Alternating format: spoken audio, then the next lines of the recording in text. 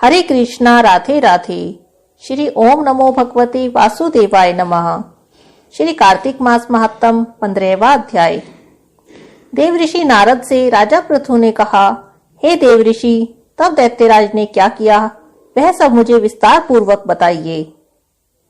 देवऋषि नारद बोले, उनके चले जाने पर जलंधर ने अपने राहु नाम के दूत को बुलाकर कैलाश पर जाने की आज्ञा दी और कहा, वहां पर एक जटाधारी शंभु नाम का योगी रहता है, उससे मेरा आक्रमण और ऐश्वर्य कहकर उसकी सर्वांग सुंदरी भामिनी को मेरे लिए मांग लाओ। तब उन वचनों को सुनकर वह दूत शिव के स्थान पर पहुंचा, परंतु नंदी ने उसे सभा के भीतर नहीं जाने दिया। किंतु वह दूत अपनी उग्रता से शिव की सभा में चला गया और भगवान शिव के आगे बैठकर उनकी आज्ञा ले वह सब संदेश कह सुनाया जो दैत्यराज ने कहा था। फिर तो उस राहु नाम के दूत के ऐसा कहते ही भगवान शूलपाणी के आगे पृथ्वी फोड़कर एक शब्द वाला पुरुष प्रकट हो गया, जिसका कि सिंह के समान मुख था और जो कि मानो दूसरा नरसिंह था। वह दौड़कर राहु को खाने चला। राहु बड़े जोर से भागा, परंतु उस पुरुष ने उसको पकड़ लिया। तब राहु ने भगवान शिव की शरण ले अपनी रक्षा मांगी। भगवान शिव ने उस पुरुष से राहु को छोड़ देने के लिए कहा। तब वह पुरुष कहने लगा, मुझे बड़ी जोर की भूख लगी है, मैं क्या खाऊं? महेश्वर ने कहा, यदि तुम्हें भूख लगी है तो शीघ्र ही अपने हाथ पैरों का मांस भक्षण कर लो। भगवान शिव की आज्ञा से वह पुरुष शीघ्र ही अपने हाथों और पैरों का मांस खाने लगा। अब केवल उसका सिर मात्र शेष रह गया। तब उसका यह कृत्य देखकर भगवान शिव ने प्रसन्न होकर उसको अपना आज्ञा पालक जानकर उसे अपना परम प्रिय गण बना लिया और कहा कि मेरी पूजा के समय अब तेरी भी सदैव पूजा होती रहेगी और जो तेरी पूजा नहीं करेंगे वह मेरे प्रिय नहीं होंगे। भगवान शिव से ऐसा वर पाकर उस पुरुष को बड़ी प्रसन्नता हुई। उस दिन से वह भगवान शिव के द्वार पर सतकीर्ति मुख नाम का गण होकर स्थित रहने लगा। श्री कार्तिक मास महात्म 15वां अध्याय समाप्त। हरे कृष्णा राधे राधे। श्री ओम नमो भगवते वासुदेवाय नमः। श्री कार्तिक मास महात्म 16वां अध्याय। राजा पृथु ने कहा, हे नारद जी, यह तो आपने महाप्रभु शंकर जी की बड़ी ही अद्भुत कथा सुनाई है। कृपा कर अब आप यह बताएं कि उस समय राहु उस पुरुष से छूटकर कहां गया। जब राजा पृथु ने देवऋषि नारद से ऐसा प्रश्न पूछा तो देवऋषि कहने लगे, उससे छूटने पर वह बर्बर नाम से विख्यात हो गया और मानो नया जन्म पाकर उसने अपने आप को धन्य माना। वह धीरे धीरे जलंधर के पास गया और वहां जाकर उसने शंकर जी की चेष्टा की। यह सुनकर दैत्यराज को बड़ा क्रोध आया और उसने सब दैत्यों को सेना सजाने की आज्ञा दी।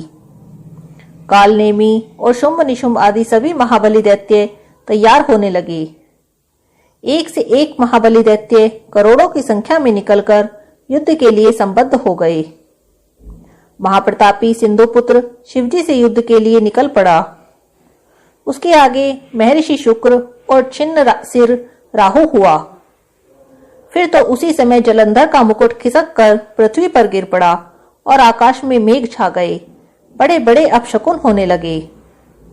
इधर इंद्र आदि सभी देवताओं ने एकत्र होकर कैलाश पर जाकर शिवजी के पास पहुंच सारा वृतांत कहा और यह भी कहा कि आपने जलंधर से युद्ध करने के लिए जो भगवान विष्णु को भेजा था वह उसके वंशवृत्ति हो गए हैं और लक्ष्मी सहित जलंधर के अधीन होकर उसी के घर में निवास कर रहे हैं। अब देवताओं को भी उसके यहाँ निवास करना पड़ रहा है। अब वह सागर पुत्र आपसे युद्ध करने के लिए आ रहा है, अतएव आप उसे मारकर हमारी रक्षा कीजिए। देवताओं से यह सब सुनकर शंकर जी ने भगवान विष्णु से पूछा, हे ऋषिकेश, युद्ध में आपने जलंधर का संहार क्यों नहीं किया और वैकुंठ को छोड़कर आप उसके घर कैसे चले गए? यह सुनकर भगवान विष्णु ने हाथ जोड़कर नम्रता पूर्वक भगवान शिव से कहा, उसे आपका अंशिवा और लक्ष्मी का भाई होने के कारण नहीं मारा है। वह बड़ा ही वीर और देवताओं से अजेय है। मैं सत्य कहता हूं कि उसे कोई भी नहीं मार सकता। इस पर मैं मुग्ध होकर मैंने स्वयं उसके घर में रहने का वरदान दे दिया है। इसी कारण मैं अब उसके घर में रहता हूँ। हे विष्णु, आप यह क्या कह रहे हैं? मैं उस दैत्य जलंधर को अवश्य ही मारूंगा, इसमें कुछ भी संदेह नहीं है। अब आप सब देवता जलंधर को मेरे द्वारा मरा हुआ ही जानकर अपने अपने स्थानों को जाइए। तब शंकर जी ने ऐसा कहा तो सब देवता संदेह रहित होकर अपने स्थानों को चले गए। ठीक उसी समय पराक्रमी जलंधर अपने विशाल सेना के साथ कैलाश पर्वत को घेरकर सिंहनाद करने लगा। दैत्यों के नाद और कोलाहल से भगवान शिव क्रुद्ध हो गए। उन्होंने अपने नंदी आदि गणों को उसके साथ युद्ध करने की आज्ञा दी। कैलाश पर्वत के समीप भीषण युद्ध होने लगा। दैत्य अनेकों प्रकार के अस्त्र और शस्त्र बरसाने लगे। मृदंग, शंख और तीरों तरक हाथियों, घोड़ों और रथों के शब्द से पृथ्वी कांपने लगी। युद्ध में कटकर मरे हुए हाथी, घोड़े और पैदलों का तो पहाड़ सा लग गया, जिससे कि युद्ध भूमि और भी अगम्य हो गई। दैत्यों के आचार्य श्री शुक्राचार्य जी अपनी मृत संजीवनी विद्या से सब दैत्यों को जिलाने लगे। यह देखकर शिवजी के गण व्याकुल हो गए और उनके पास जाकर सारा वृतांत कह सुनाया, जिसे सुनकर भगवान रुद्र के क्रोध की सीमा न रही। वह अपने भयंकर रूप से दिशाओं को प्रज्वलित करने लगे। फिर तो उस समय उनके मुख से एक बड़ी भयंकर कन्या उत्पन्न हुई, जिसकी की दोनों जंघाएं ताल वृक्ष के समान थी। वह युद्ध भूमि में जाकर सब असुरों का चर्वण करने लगी। तब युद्ध भूमि में इस प्रकार विचरते हुए वह शुक्र जी के समीप पहुंची और उन्हें शीघ्र ही अपने उदर में विलुप्त कर लिया। फिर वह देवी स्वयं भी अंतर्ध्यान हो गई। शुक्र के गुप्त हो जाने से दैत्यों का मुख मलिन पड़ गया और वह युद्ध भूमि छोड़कर भाग खड़े हुए।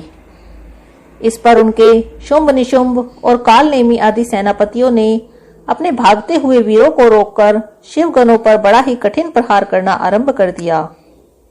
और ऐसा ही शिवजी के नंदी आदि वीर गणों ने भी, जिसमें कि गणेश और स्वामी कार्तिकेय भी थे, अपने गणों को रोक रोक कर दैत्यों से भीषण युद्ध करने लगे। श्री कार्तिक मास महात्म 16वां अध्याय समाप्त। हरे कृष्णा, राधे राधे।